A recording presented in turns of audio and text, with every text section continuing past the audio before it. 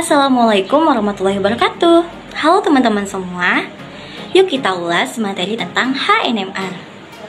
Tapi sebelum itu, kita kenalan dulu yuk sama anggota kelompok kami dari kelas 2182B Kimia. Yang pertama, saya sendiri Dian Amelia dengan NIM 2130802047 dan rekan saya Uni Purwasi dengan NIM 2110802005 dan Putri Pinang Ayu Nirwana dengan NIM 2110802014 dan yang terakhir Rini Handayani dengan NIM 2130802041. Sebelum kita masuk ke materi HNMR, teman-teman harus tahu dulu nih, apa sih itu HNMR? Yuk simak materi berikut ini. NMR merupakan singkatan dari resonansi magnetik nuklir. Spektrofotoskopi NMR biasanya digunakan untuk memperoleh informasi mengenai struktur dan konformasi dari senyawa kimia yang memanfaatkan interaksi antara nukleus atau inti atom dengan magnetik eksternal, sehingga bisa diterapkan untuk mengevaluasi ikatan kimia dan lingkungan nuklir. NMR akan menghasilkan spektrum yang merupakan kumpulan satu atau lebih dari puncak-puncak resonansi pada frekuensi tertentu. Selanjutnya, jenis-jenis NMR. Sebenarnya, jenis inti atom pada NMR ini banyak sekali, seperti inti atom hidrogen, atom karbon, atom nitrogen, atom fosfat, dan atom fosfor. Tapi yang paling sering dipelajari adalah jenis CNMR dan HNMR. Tapi yang akan kita bahas lebih fokus di sini adalah HNMR. Tapi teman-teman harus tahu juga nih, apa sih itu CNMR? CNMR merupakan singkatan dari resonansi magnetik inti karbon. CNMR merupakan jenis dari NMR yang berfungsi memberikan informasi terkait senyawa kimia untuk menentukan susunan jumlah atom karbon yang terdapat pada molekul organik.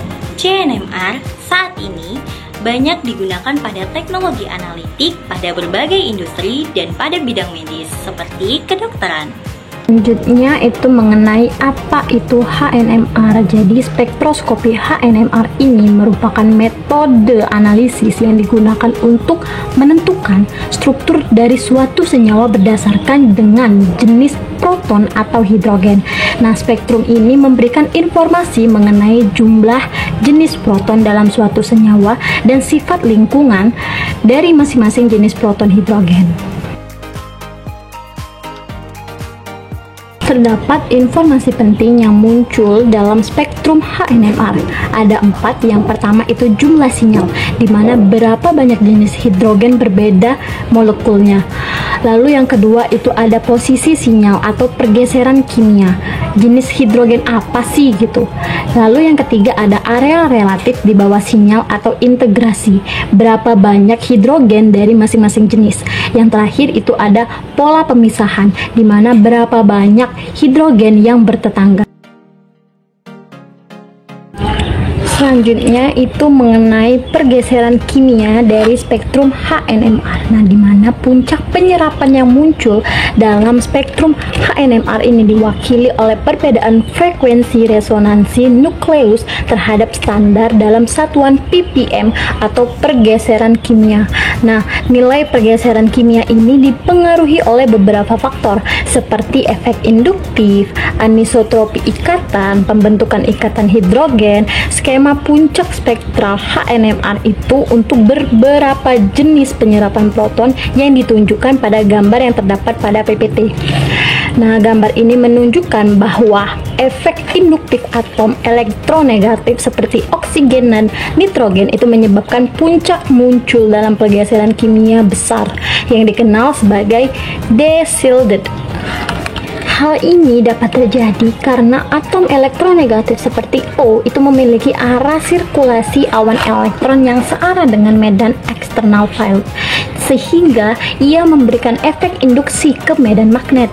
Selain efek induksi dari keberadaan atom elektronegatif seperti N dan O, pergeseran kimia itu juga dipengaruhi oleh anisotropi ikatan kimia, seperti senyawa dengan gugus alkena, alkin, karbonil, dan aromatik.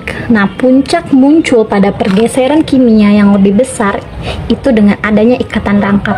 Berbeda dengan HNMR, puncak penyerapan yang ditunjukkan dalam spektrum CNMR itu memberikan informasi struktural berdasarkan dengan pergeseran kimia dari berbagai jenis karbon dalam senyawa kimia. Selanjutnya yaitu mengenal grafik HNMR, efek perlindungan atau shielding effect NMR. Yang pertama yaitu medan magnet luar akan mendorong terjadinya perputaran elektron di seputar proton tegak lurus terhadap arah medan magnet luar. Yang kedua, perputaran elektron menghasilkan medan magnet terinduksi yang umumnya berlawanan arah terhadap arah HO. Yang ketiga, jika H terinduksi berlawanan arah dengan arah HO, maka akan terjadi efek melindungi atau shielding effect. Yang keempat, jika H terinduksi searah dengan arah HO, maka akan terjadi efek tidak melindungi atau shielding effect. Yang kelima, dasarnya efek perlindungan adalah proporsional dengan densitas elektron dan dipengaruhi oleh lingkungan atom H. Misalnya CH3I dan CH3OH, yaitu elektronegativitas O kurang dari 1, sehingga densitas elektron di seputar H gugus metil CH3OH adalah lebih kecil dibanding pada CH3I, sehingga CH3I lebih terlindungi daripada CH3O. Selanjutnya itu ada 6 langkah utama dalam membaca dan menafsirkan spektrum HNMR, yaitu yang pertama yaitu identifikasi jumlah sinyal yang muncul dengan mengamati lingkungan kimia dari struktur senyawa yang dianalisis. Yang kedua yaitu identifikasi banyaknya sinyal yang muncul karena adanya proton tetangga. Identifikasi ini dilakukan untuk mengetahui multivalisitas atau pola puncak yang muncul pada spektrum HNMR. Yang ketiga yaitu identifikasi nilai ion terintegritas sinyal. Integritas menunjukkan jumlah relatif H yang diperoleh dari pengukuran panjang setiap puncak. Yang keempat yaitu identifikasi puncak berdasarkan nilai pergeseran kimia. Nilai pergeseran kimia untuk jenis proton tertentu dan kelompok tertentu. Yang kelima yaitu identifikasi konstanta coupling. Konstanta coupling ini 13CH memiliki nilai mulai dari 125 hingga 250 Hz. Tergantung pada karakter ikatan C ke H dan C dan C. Yang keenam, hasil analisis digabungkan dan menyimpulkan hasil struktur. Oke, baiklah, di sini saya akan melanjutkan materi yang sudah dijelaskan, yaitu membahas contoh soal. Yang pertama itu kita sebelum masuk contoh soal, kita jelaskan dulu ada penentuan dari chemical shift atau pergeseran kimia jenis hidrogen apa dari posisi sinyal.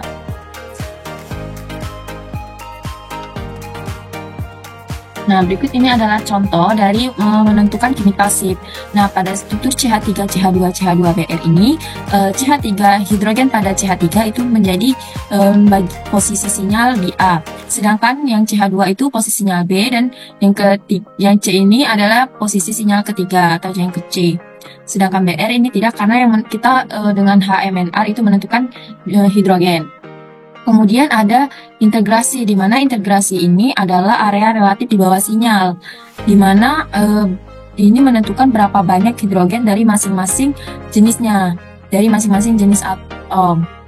Nah, misalnya di A itu yang di chemical shift A itu ada 3 hidrogen, sedangkan yang di B itu ada 2 hidrogen, dan yang C itu ada 2 hidrogen. Di sini ada 2 hidrogen, 3 hidrogen, dan perbandingan dari A banding B banding C itu sama dengan 3 banding 2 banding 2. Kemudian kita masuk ke contoh soal. Contoh soal itu ada spektrum. Spektrum yang muncul di sini bisa kita lihat dan kita analisis. Yang pertama kita lihat berapa sinyal yang muncul. Ini ada 3 sinyal yang muncul, di mana ini ada sinyal A, sinyal B, dan sinyal C. Sedangkan struktur molekul yang kita dapat itu C3H7Br. Nah, kita setelah menganalisis ada 3 sinyal yang muncul, maka kita akan memeriksa kembali apakah HD atau indeks defisiensi hidrogen ini memiliki ikatan rangkap atau tidak. Di mana rumus untuk menentukan HD ini dengan setengah dikali 2 kali C ditambah 2 dikurang H dikurang X. X itu adalah halogen, di mana Br ini adalah jenis halogen. Sehingga IHD yang didapatkan itu setengah dikali 2 dikali 3 ditambah 2 dikurang 7 dan dikurang 1 hasilnya setengah dikali 0 hasilnya 0, maka bisa dinyatakan bahwa indeks diferensiasi hidrogen pada struktur molekul C3H7Br ini tidak memiliki ikatan rangkap karena IHD-nya bernilai 0. Nah, setelah kita mengetahui bahwa IHD-nya ini adalah 0, maka kita akan menentukan chemical shift-nya. Kalau misalkan dari CH3 berarti ada 3C yang membentuk 3C dan 7H, satunya adalah yang berikatan dengan Br. Nah, kemudian itu menentukan berapa banyak, sama halnya dengan yang telah dijelaskan sebelumnya, itu menentukan berapa banyak integrasinya. Nah, sedangkan yang di A ini bisa kita lihat ada 3 splitting pattern. Apa splitting pattern? Splitting pattern sendiri itu adalah pola pemisahan, yaitu beberapa banyak hidrogen yang bertetanggaan. Untuk menentukannya kita bisa lihat di sini, berhubung ini spektranya sudah muncul dahulu, maka kita bisa lihat bahwa yang bagian A ini splitting patternnya ada 3. Kalau 3 maka disebut dengan triplet. Sedangkan yang B ini muncul lebih dari 4. Lebih dari ini ada 4 yang muncul, maka ini karena atom tetangganya banyak, jadi disebut dengan kompleks karena lebih dari 4 splitting patternnya. Sedangkan untuk menentukan kalau dalam struktur molekul, maka itu menggunakan hukum Pascal untuk menentukan dari splitting pattern ini. Nah, untuk yang C sendiri itu ada 3 spektra yang muncul, maka puncak yang muncul, maka ini disebut dengan triplet juga. Tapi triplet ini dia menunjukkan 2 hidrogen, sedangkan yang ini 2 hidrogen kompleks dan yang ini 3 hidrogen triplet. Nah, selanjutnya dari analisis yang kita lakukan maka mendapatkan bahwa rumus molekul dari spektra yang kita dapat ini, yang pertama yang A tadi ada 3 sih. Ada spektra puncak yang muncul sehingga dia 3 hidrogen triplet yang A, sedangkan yang B ini 2 hidrogen kompleks karena dia lebih dari spektra yang muncul itu lebih dari 4 maka disebut kompleks. Sedangkan yang C ini memiliki 2 hidrogen, maaf ini tipe, ini 2 hidrogen. Ini 2 hidrogen. Ini muncul pada spektra yang muncul itu ada 3 teman bertetanggaan sehingga ini triplet, 2 hidrogen triplet.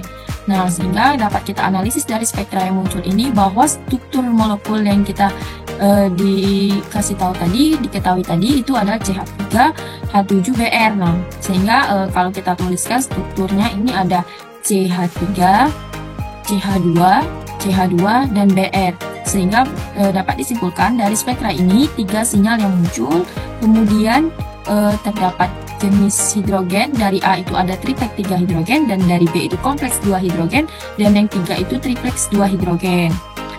Mungkin itu saja dari saya, penjelasan contoh soal dari saya akhiri. Wassalamualaikum warahmatullahi wabarakatuh.